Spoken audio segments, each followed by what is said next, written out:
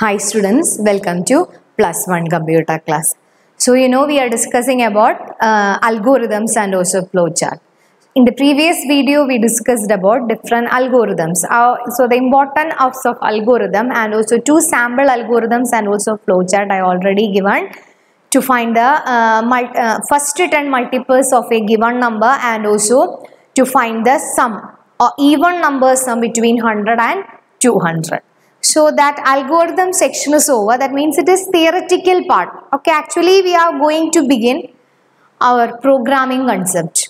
So actually it's after algorithm, second step is program coding. So we know how to create algorithm and how to give a suitable solution for our problem. So next section will be we are going to start our programming section.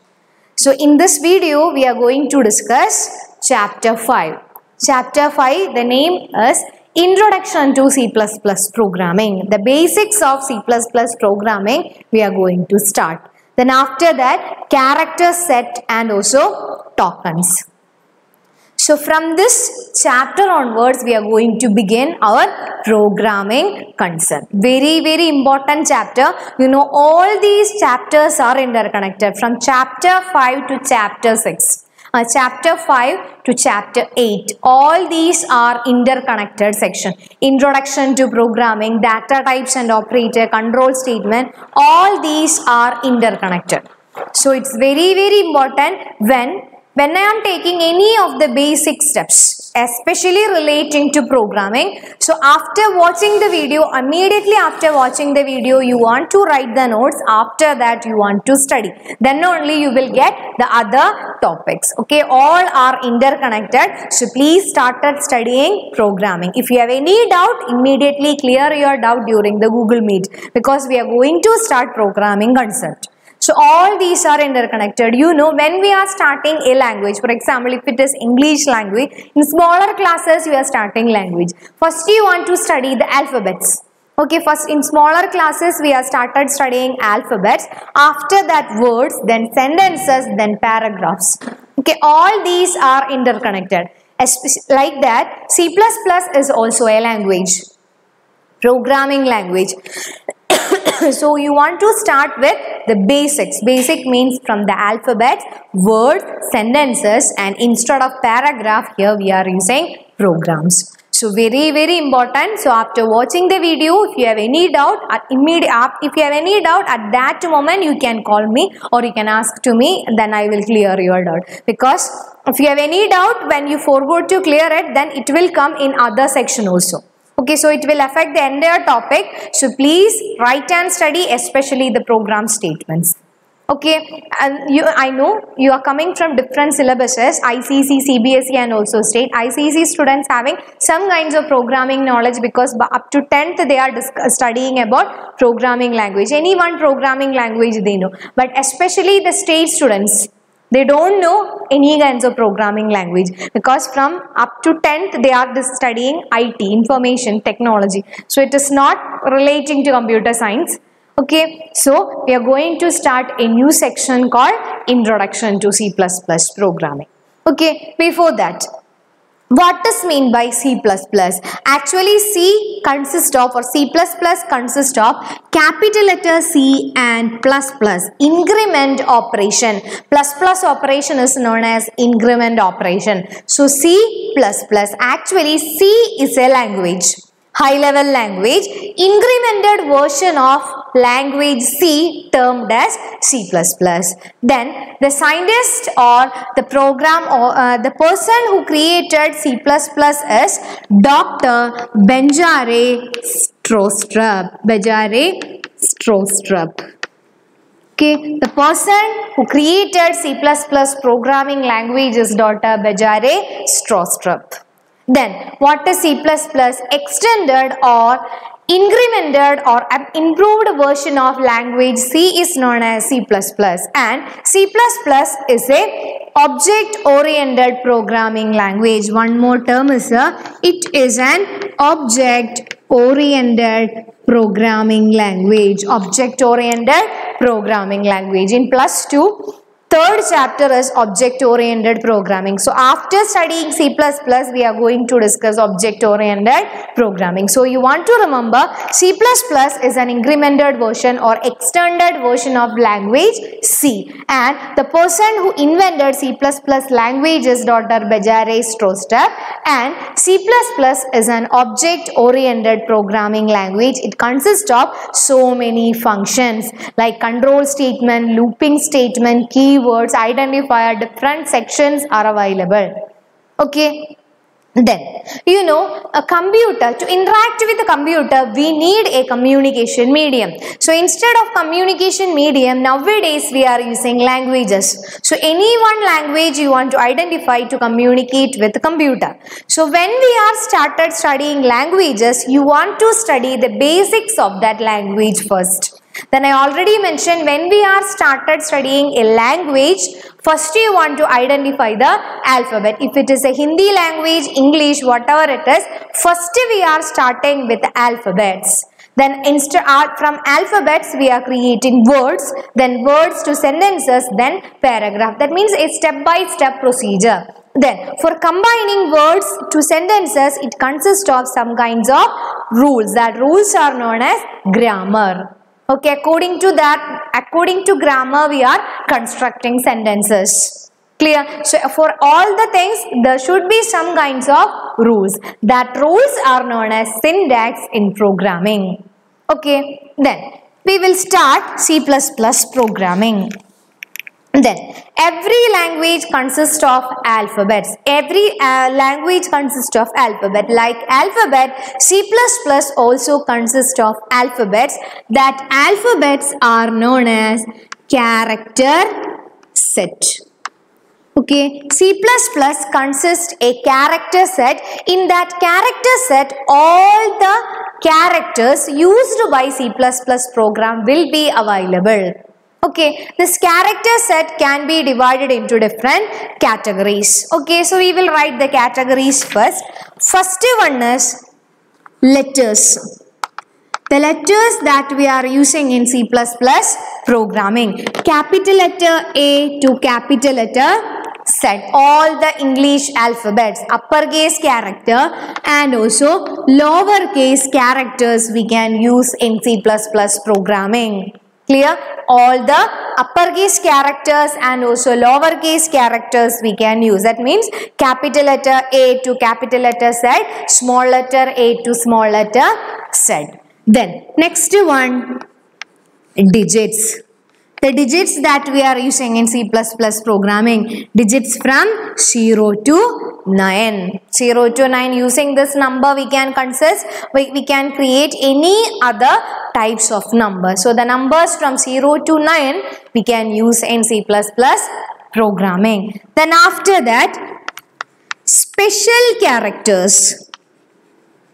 Special characters. Special characters like operators like plus, division, then star, all that symbol, special characters present in keyboard we can use in C++ programming.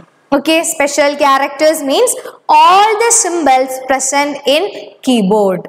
Okay, that we can use in C++ programming. Then white space. Next one is white space. You know, in computer keyboard space bar is present. Okay, for what we are using space bar? For including blank space. So white space or blank space also we can use. And last one is other characters. Other characters. Other characters like dash can be processed.